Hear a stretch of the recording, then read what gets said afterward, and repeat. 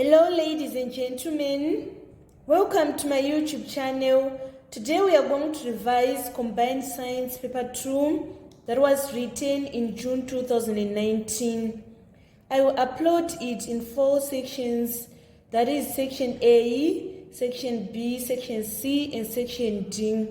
Today we are going to revise first section, that is Section A. I encourage you to subscribe so that you are always up to date on science and maths O-level revisions which I upload on this channel. In Section A, candidates are required to answer all the questions in the spaces provided.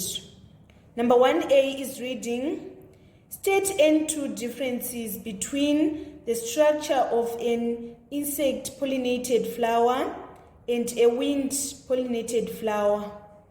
So the first difference that I'm going to emphasize is that insect-pollinated flower, you have large, brightly colored petals, whilst wind-pollinated flowers, you have small petals which are dull in color.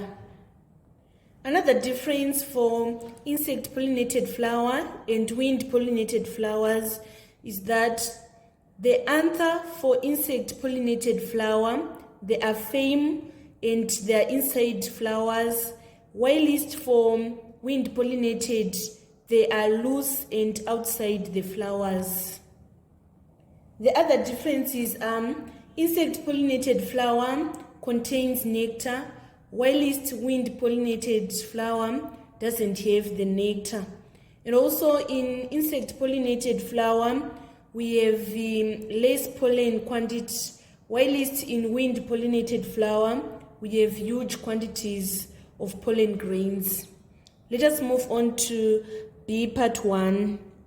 It is reading, during photosynthesis, carbon dioxide and eggs react to produce glucose and oxygen. Name the reactant X.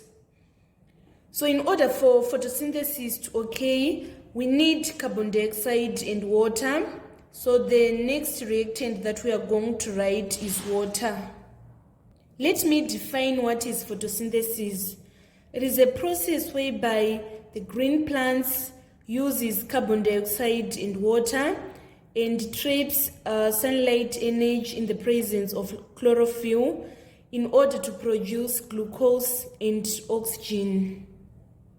And then on part 2, we are supposed to state in one condition needed for photosynthesis to take place. We have 4 main conditions that are required for photosynthesis to take place. These are water, sunlight, chlorophyll, and light intensity. In this question, the candidates were required to just list in one condition from all the 4 conditions which I've listed above. And then on part 3, we are supposed to describe what happens to the glucose after its production. So first, it can be converted into chemicals required for growth of plant cells, for example, cellulose, or it can be converted into starch that can be converted back to glucose when plant requires it.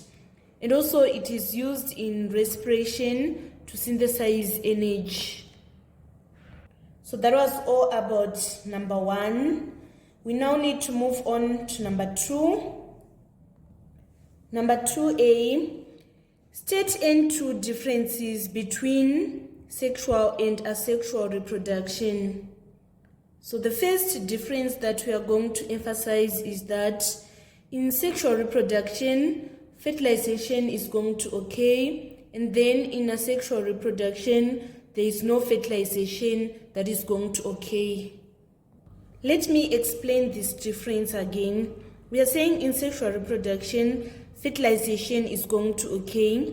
We mean that we need a male and a female sex cells in order for them to fuse together to produce a zygote. But in asexual reproduction, this is not going to happen. New plants, they are going to be obtained from the vegetative part of the plants, such as shoots, or stem in asexual reproduction. Let us explain the second difference. So the second difference is asexual reproduction generates offspring that are genetically identical to their single parents, and then in sexual reproduction, the offspring that are going to be produced, they are going to be unique, they are going to be different from their parents. Let us move on to B, part 1. Distinguish between passive and active immunity. Active immunity is when the body produces the antibodies, whereas in passive immunity, the body is going to be given the antibodies, for example, in breastfeeding. Let me repeat again to explain the difference between passive and active immunity. We are saying active immunity is when the body produces the antibodies. For example, when antibodies develops in response to an infection or vaccination, whereas in passive immunity, the body is given the antibodies, for example, in breastfeeding. Let us move on to number 2C. Part 2, explain the term natural immunity.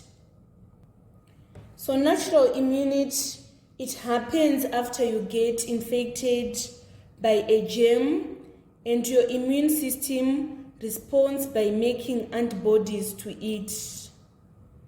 Number 2C, name the organism which causes malaria. So malaria is caused by a parasite that is known as Plasmodium. We should not mention Anopheles mosquito as the organism that causes malaria, because it is just a vector of that Plasmodium parasite. Number 3A, methane is an alkane. Name 2 elements that are found in methane. So in methane, it is written as CH4. It have 1 carbon and 4 hydrogen. So on our answers, we are going to write carbon and hydrogen. Then on part 2, we are supposed to state the type of bond formed between the elements named in part 1. The type of bonding is known as covalent bonding. It occurs when pairs of electrons are shared by atoms. And we should also know that covalent bonding is formed on nonmetals. So carbon is a nonmetal, and then hydrogen is a nonmetal. So they are going to be combined by covalent bonding. On part 3, we are supposed to draw a dot and cross diagram to show the bonding in methane. So we are having our carbon at the center, and carbon have 4 outer electrons.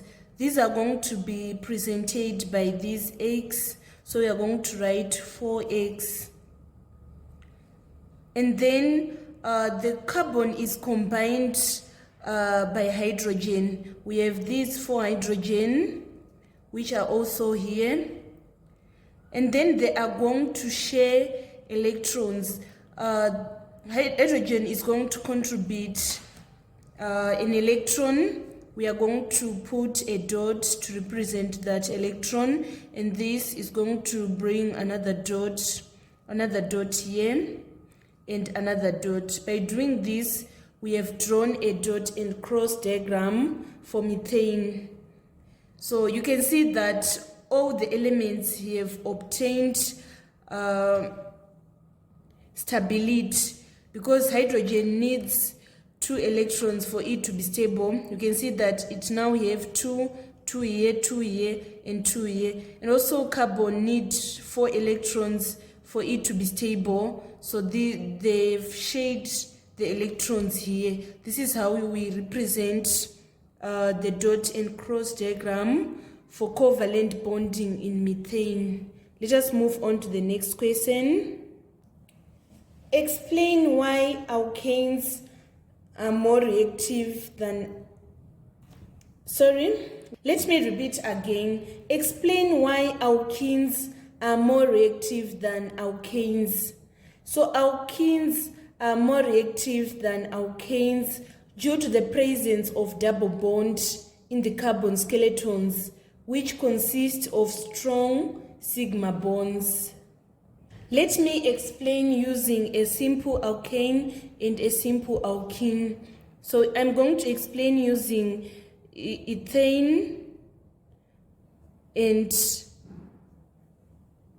ethane you have 6, and then ethene you have 4.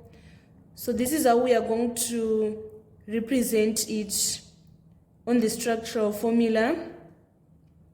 We are having H here, H here, H here, H here, and H here. You can see that this one is saturated, but when we present this ethene, we are going to present it like this, and we write our H here, our H here, and our H here, and our H here. So we can see that in ethene, we are having this double bond. This is making our ethene to be more reactive than this ethane, because the presence of double bonds in carbon skeleton, which is consisting of strong sigma bonds, is going to make ethene to be more reactive than ethane. Number 4, iron is produced in the blast furnace. Write the chemical formula of N2 raw materials which are fed into the blast furnace. So we should underline our keywords. The keyword is chemical formula. It means that you are not going to write it as a word equation. And also another keyword is 2 raw materials, right, which are fed into the blast furnace. So you should understand which raw material that are going to be fed into the blast furnace. We have iron ore, we have the coke or carbon, and also we have limestone. And the question is requiring us to write any 2 chemical formulas of raw material which are fed into the blast furnace. So the chemical formula for iron ore is F2. This is the iron oxide that is fed into the blast furnace. And also we have coke. Coke is carbon, and this is the chemical formula for carbon. And also we have the limestone. The chemical formula for limestone is silicon dioxide. So you are supposed to just list N2 of this chemical formula of the raw materials which are fed into the blast furnace. And then on part B, stainless steel is an alloy of iron and 2 other metals. State the other 2 metals in stainless steel. So we have chromium, and also we have nickel. Part 2, state 1 property of stainless steel and relate it to the use of stainless steel. So the property that I'm going to explain here is the highly corrosion resistance. So this unreactivity of stainless steel make it proper to be used in making utensils. Stainless steel do not react with acidic or alkaline foods. So you can cook all kinds of food in stainless steel utensils. Part C, state 1 way of protecting iron from rusting other than alloying it. So we have the methods such as painting, oiling, greasing, or galvanizing.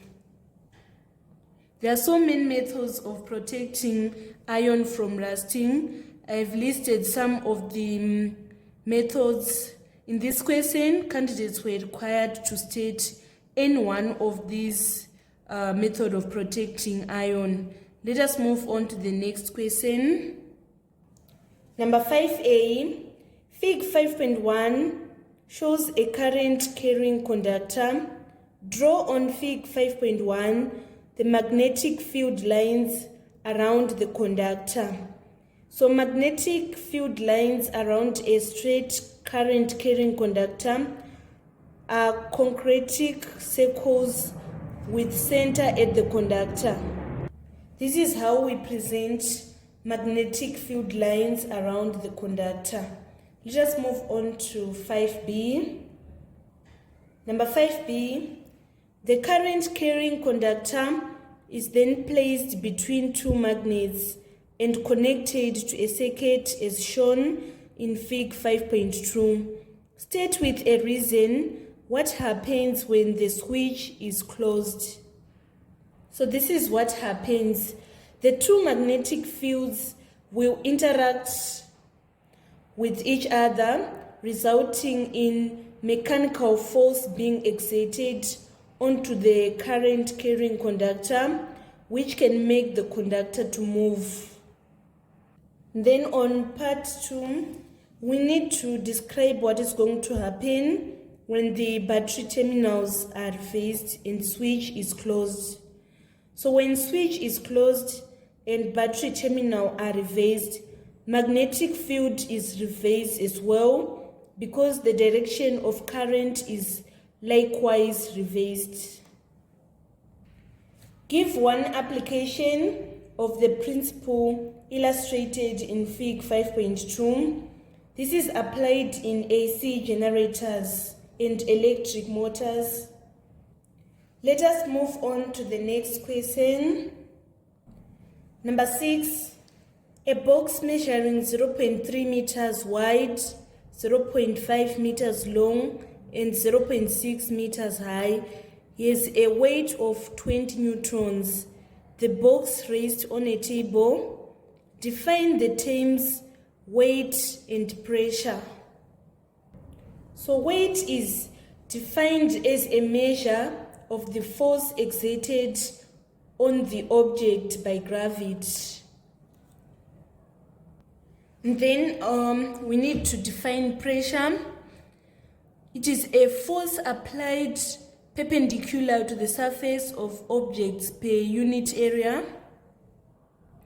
And then on part 2, we are supposed to calculate the pressure exerted by the box when it raised on the 0.5 meters and 0.6 meters face.